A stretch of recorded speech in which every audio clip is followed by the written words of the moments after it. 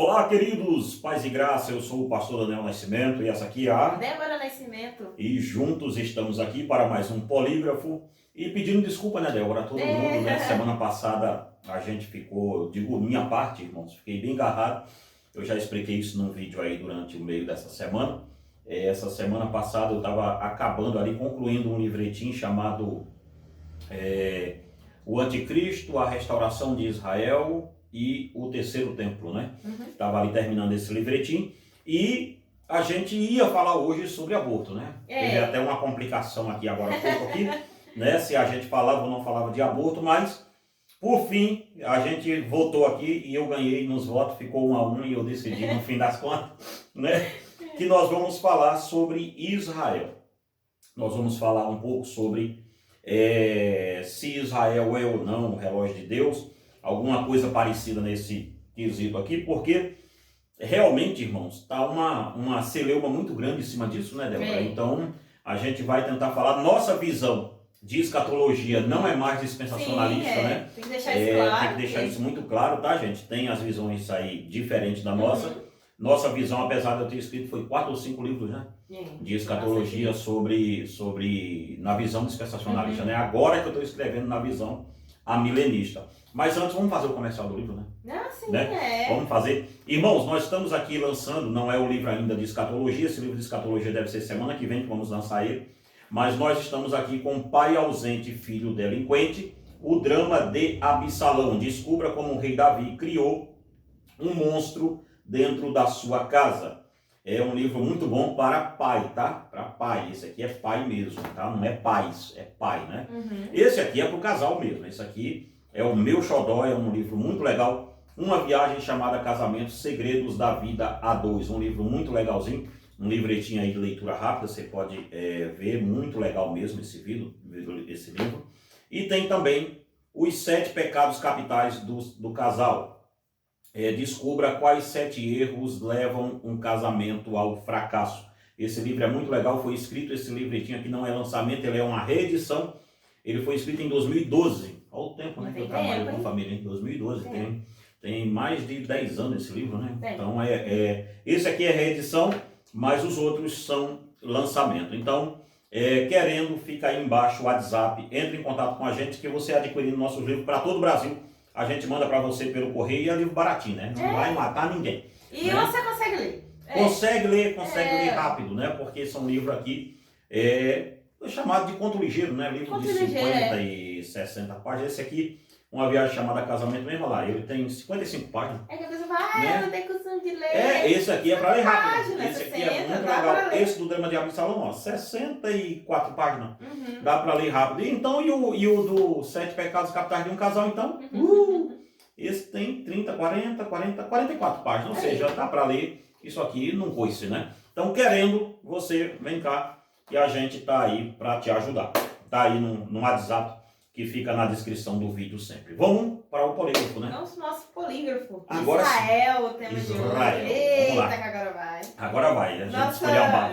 Agora E mesmo para esculhambar, gente, comenta nos comentários, como diz a Débora, né? Pode comentar e deixa aí o seu joinha para o YouTube poder ir compartilhando com outras pessoas. Tá? E você também que gosta desse tema, mesmo não concordando, vai mandando para outras pessoas aí, olha o que é que esse cara está falando, que borracha, né? Que besteira que ele está falando, né? Olha isso aí, ó. Olha isso aí, pastor, vai mandando aí, né? De repente, a gente se converte todo mundo junto, né? Quem sabe, quem sabe, né? Quem sabe. Vamos lá. Vamos para a nossa primeira pergunta. Israel é o relógio de Deus?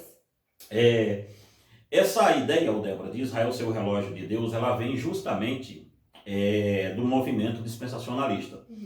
Na história da igreja, a igreja nunca foi dispensacionalista, que acredita em arrebatamento secreto, em 7 dispensações e tal, aquele negócio todo. Eu tinha essa dificuldade quando eu era dispensacionalista e eu era dos bons, de responder sempre essa pergunta, porque é uma visão com aproximadamente 100 anos só. De 100 anos para frente é que começaram a acreditar em tal de arrebatamento secreto, em Israel ser relógio escatológico de Deus, que deveríamos olhar todo mundo para Israel e tal. E na história da igreja em si, isso nunca aconteceu. Nem na igreja primitiva, nem na igreja dos pais da igreja, logo depois. Os discípulos dos discípulos, se você for ler Policarpo de Esmirna, Pastor de Hermes e outros camaradas lá que fazia parte daquele clã ali do discípulo de discípulos, você vai encontrar que não se tem essa ideia de arrebatamento secreto, essa ideia de Israel ser, como é que eu posso dizer, o relógio escatológico de Deus. Não tem ela, em canto nenhum. Isso vai ser reavivado mesmo aí, num período mais ou menos aí pós-guerra, ainda tem mais essa. Pós-Segunda Guerra Mundial, quando Israel volta a ser nação. Sim. Uhum. Quando Israel volta a ser nação, em 1948, se não me falha a memória, logo depois da Segunda Guerra Mundial, ali Israel começa a voltar oficializa-se o Estado de Israel, eles começam a voltar e começa ali a celeuma de que deveríamos olhar para Israel, que Israel é o relógio escatológico de Deus, mas biblicamente falando, no Novo Testamento nós não temos um vínculo com isso. Então não, Israel não é o relógio escatológico de Deus, infelizmente. E eu tenho até um livro que eu escrevi, lembra? Olhai para a Figueira, Sim, né? Sim, Olhar para a Figueira. E o nome do livro dizia, Olhai para a Figueira, Israel, o relógio escatológico de Deus. E foi um erro grande que eu tive de exegese, graças a Deus eu pude corrigir esse erro, ainda em vida, né? Estou dizendo aqui, quem tem esse livro, por favor, de fato, a exegese daquele livro é muito errada. Muito errado, o meu livro que eu escrevi, tá? Não estou falando dos outros não, falando do meu eu posso falar. Foi muito errado. E entendo hoje que foi um equívoco ter escrito aquilo. Entendo hoje que foi um equívoco e peço até perdão a todos por estar em uma visão dispensacionalista que não condiz com a Escritura. Não condiz.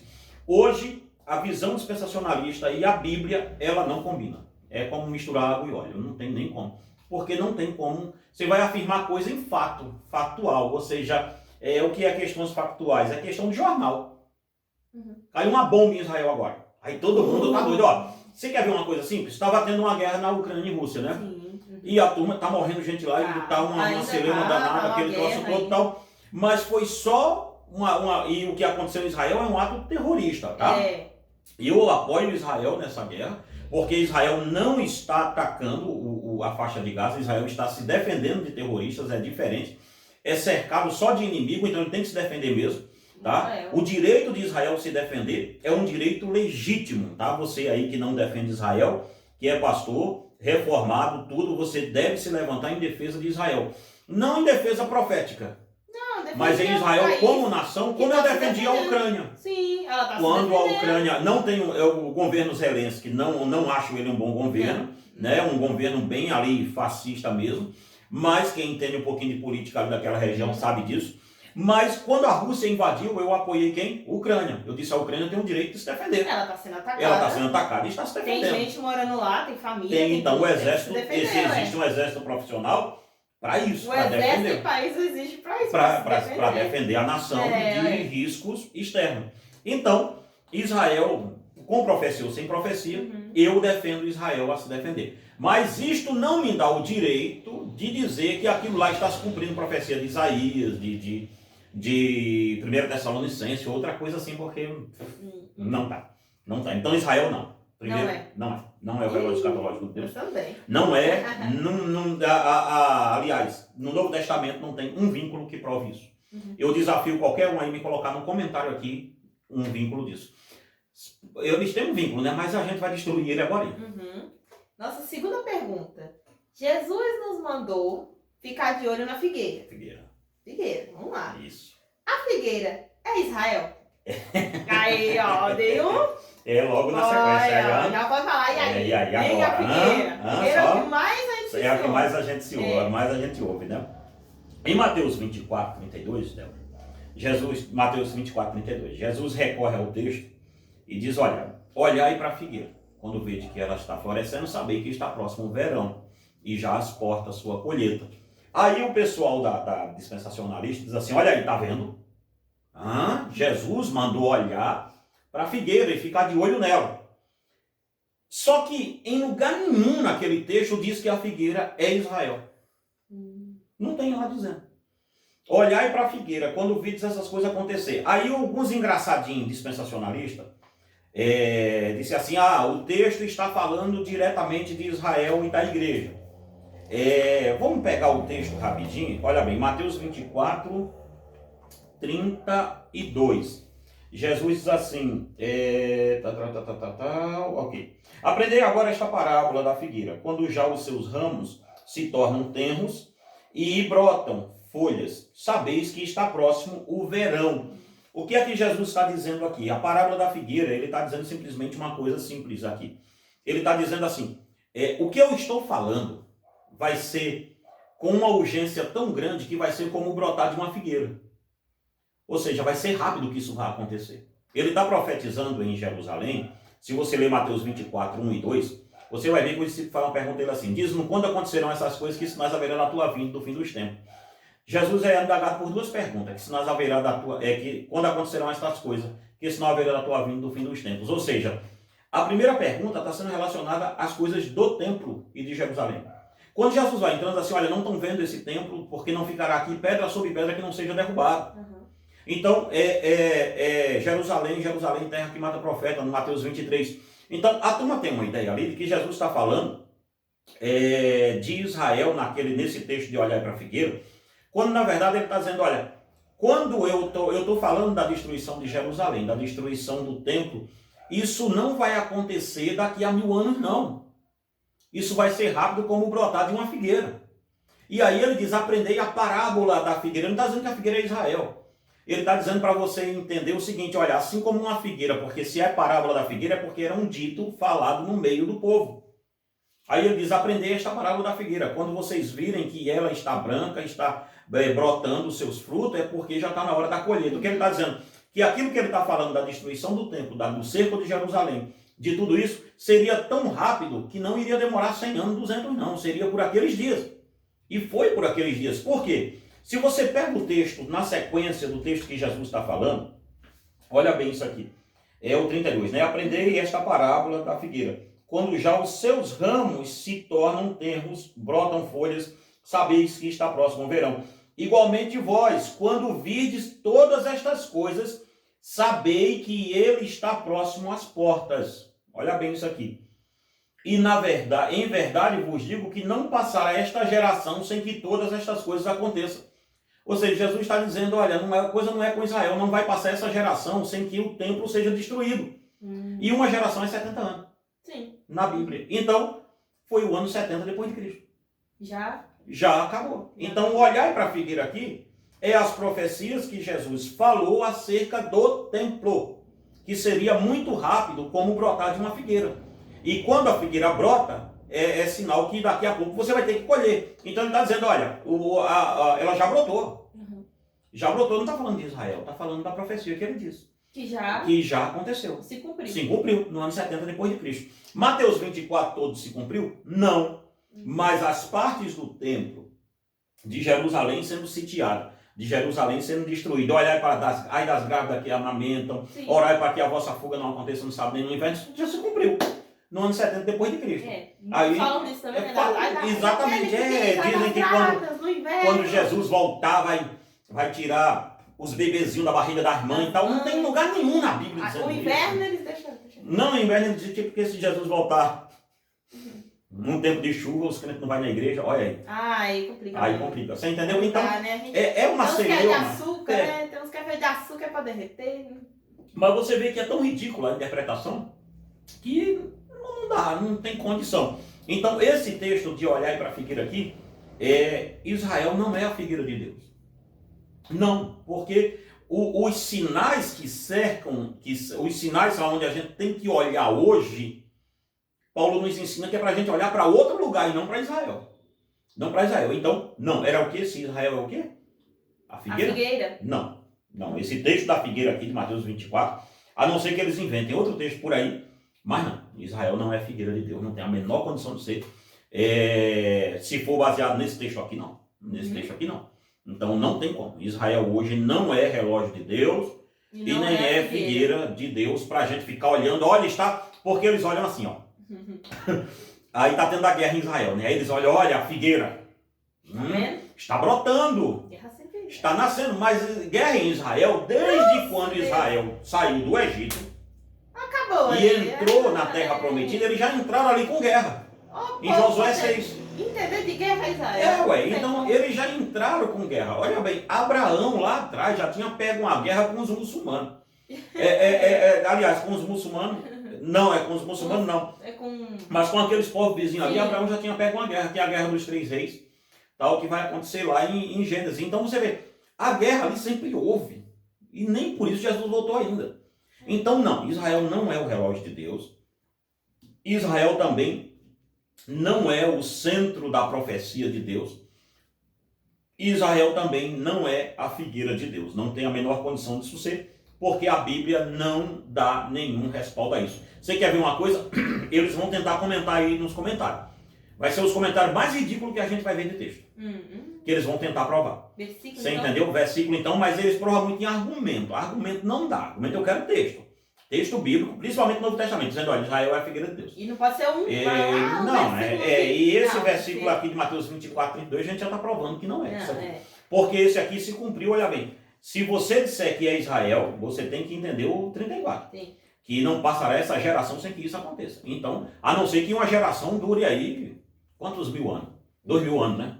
Que desde quando Jesus falou isso até agora, mais de 2000 anos. Né? Então não dá. Essa geração ali é literal. Não peguem versículos isolados. Exatamente. Prove aí. Teologia, você aprende isso. Nunca pode pegar um versículo isolado. Então eles têm isso. Então, você vai ver aí depois nos comentários como assunto vai ser, mas dá até medo. Vamos para a nossa terceira pergunta.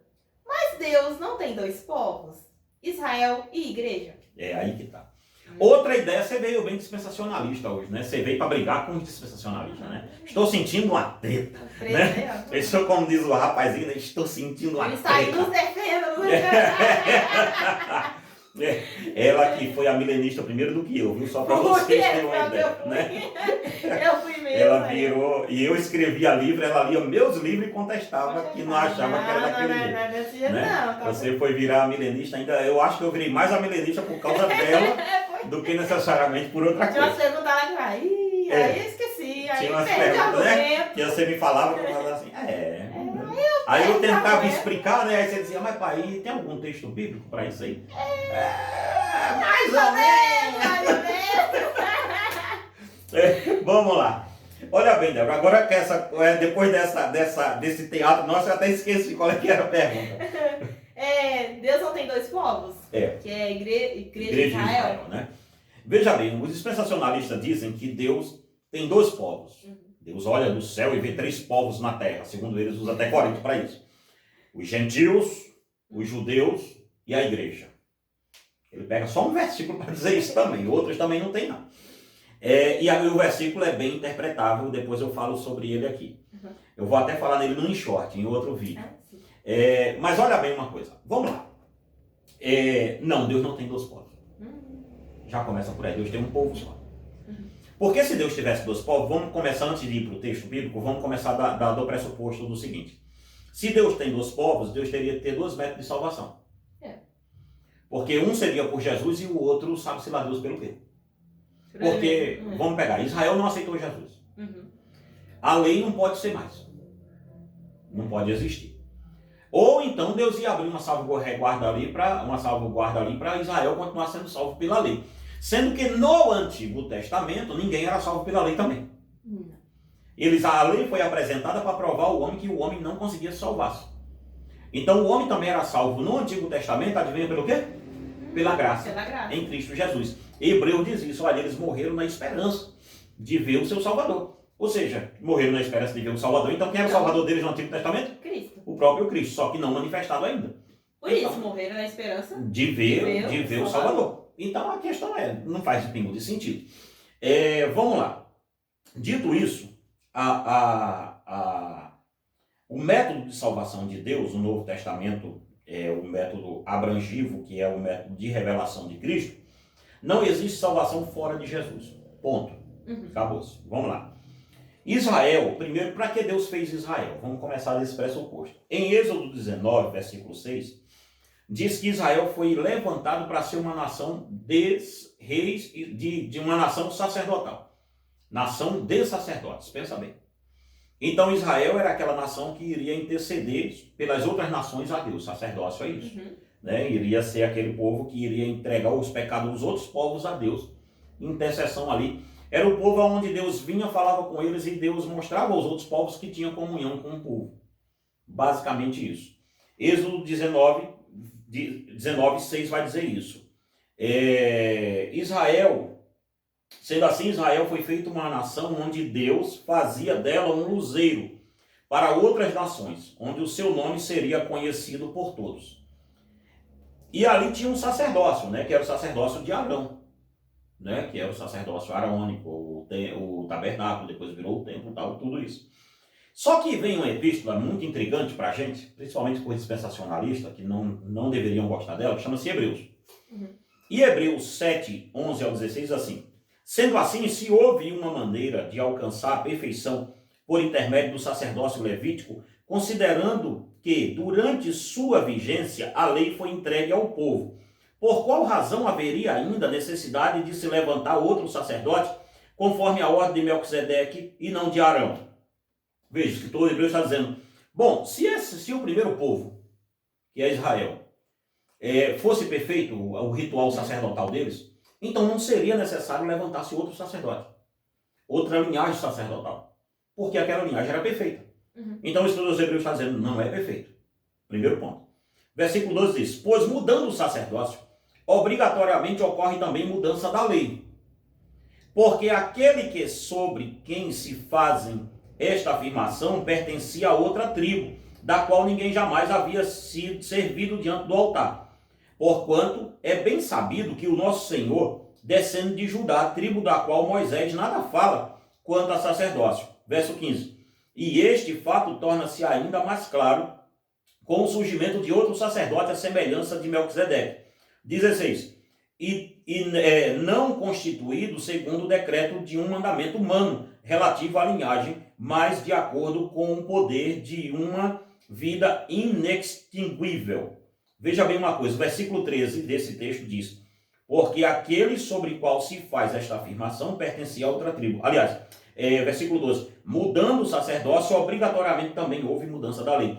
Se muda o sacerdócio e muda obrigatoriamente esse tipo de lei cerimonial, então nós temos que entender que se mudou o sacerdócio, se o sacerdócio mudou de lugar, logo a nação sacerdotal não é mais a mesma. Porque o sacerdócio fechou. Você vê algum sacrifício em Israel hoje? Não tem. Não tem mais. Por quê? Porque é caduco, é obsoleto. O próprio escritor em Hebreus 8, 13 vai dizer, nos diz que o sacerdócio de Arão foi banido, foi trocado, foi mudado porque tornou-se obsoleto. Não diz que ele foi mudado um pouquinho, não diz que ele ficou suspenso para depois voltar, não. Diz que ele foi mudado. Mudado por quê? Porque ele agora é obsoleto, ele não faz mais parte. O culto de Israel hoje não existe mais. Então, se o culto de Israel não existe mais, Israel não pode mais cultuar a Deus com esses cultos e rudimentos antigos que eles tinham, e Deus não vai aceitar isso, então incorre-se que aquela nação sacerdotal não é mais a nação de Deus. No sentido espiritual, me entenda, não que Deus abandonou, que Deus, não, Deus é Deus de todas as nações, assim aceita de todos os povos. Mas o que eu estou tentando aqui explicar é que esse culto, essa nação sacerdotal, ela muda de lugar, ela não é mais em Israel. Então veja, o escritor dos Hebreus está dizendo, olha, esse sacerdócio arônico fracassou, falhou, acabou, banido, extinguido. O que é isso? Não existe mais. Então, se não existe mais o culto de Israel, Israel como congregação não existe mais. Israel como povo de Deus, assim, dos povos, também não. E aí que está. A prova maior disso, que não existe dos povos, é Mateus capítulo 21, versículo 43. Quando Jesus, na parábola dos lavradores maus, o Senhor Jesus deixa claro que depois da sua morte, o seu reino não mais seria na nação de Israel. Ele diz, olha, eu passarei o reino do céu para outra nação, que não são mais vocês. Então o reino de Deus hoje não é mais Israel, segundo o próprio Jesus. Não sou eu que estou inventando o texto está aí. Mateus 21, 43. Você pega sua Bíblia e lê. Você entende? Então, o texto em si está dizendo, Jesus, não sou eu que estou inventando, Jesus está dizendo isso. Um outro sim. O apóstolo Paulo é enfático ao afirmar que o muro da hostilidade que dividia judeus e gentios foi removido permanentemente por Cristo. Em Efésios 2, 14 e 15. Ou seja, ele diz assim, olha, porque ele fez de dois um povo só. Removendo o muro da divisão entre nós e eles. que é que ele está dizendo? É que agora não tem mais judeu nem gentil. Agora é só um povo. Então, se Paulo em Efésios 2, 14 e 15 está dizendo que Cristo removeu esse negócio de dois povos, não existe mais, por que aquele dispensacionalista vem aqui dizer que é dois povos? Só porque eles querem? Só porque, aí eles vão dizer, e Romanos 11, vamos falar dele já, fica tranquilo, se der tempo. Tá? Romanos 11, tem Romanos 11 ainda para a gente tentar aí explicar isso aqui. Só que tem um porém, veja bem uma coisa, no Antigo Testamento, Israel era chamado de sacerdócio real. Agora, se a gente for para a 1 de Pedro, capítulo 2, versículo 9, vai dizer lá que nós hoje somos sacerdócio real e nação eleita. Pedro falando da igreja. Então veja, não é duas povos. Pedro não está dizendo que é Israel e a igreja. Não, Pedro está dizendo que é a igreja, que é esse povo hoje. Agora é a igreja. Israel hoje é a igreja. O Israel de hoje é o que o dispensacionalista odeia quando a gente que é milenista fala. Mas é a realidade bíblica. Só é você mapear aqui o que a gente está dizendo. Segundo 1 de Pedro 2, 9, Pedro vai dizer que nós somos o Israel de Deus.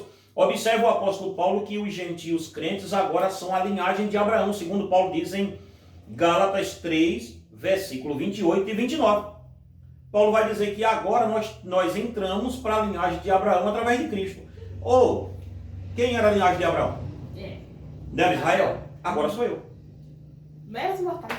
Meros mortais. Agora sou eu. E se Israel for entrar para essa linhagem, porque eles são naturalmente filhos disso, né? Ninguém está negando isso. Mas hoje, se for para entrar num clã de salvação, Israel tem que entrar hoje através da linhagem que nós entramos, que é a linhagem de Cristo.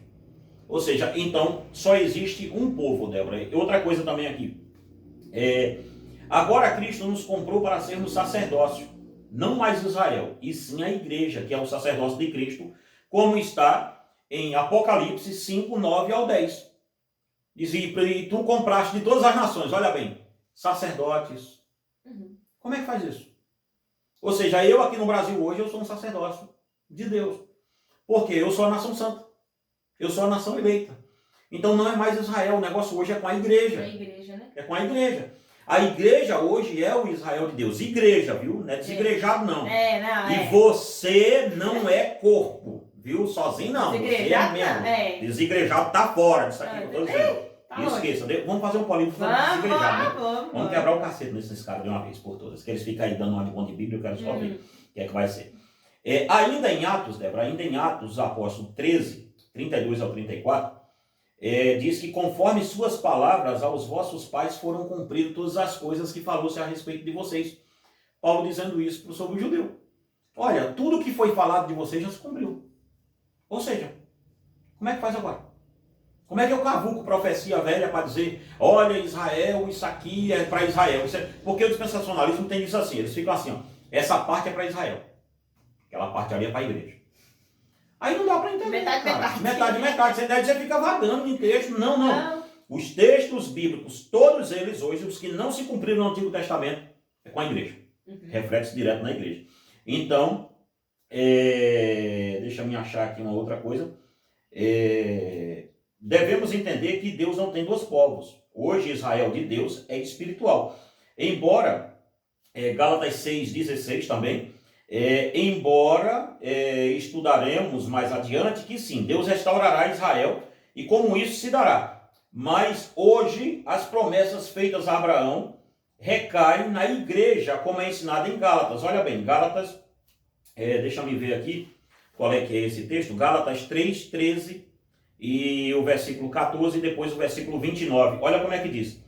Foi Cristo quem nos redimiu da maldição da lei, quando a si próprio se entregou, se tornou maldição em nosso lugar.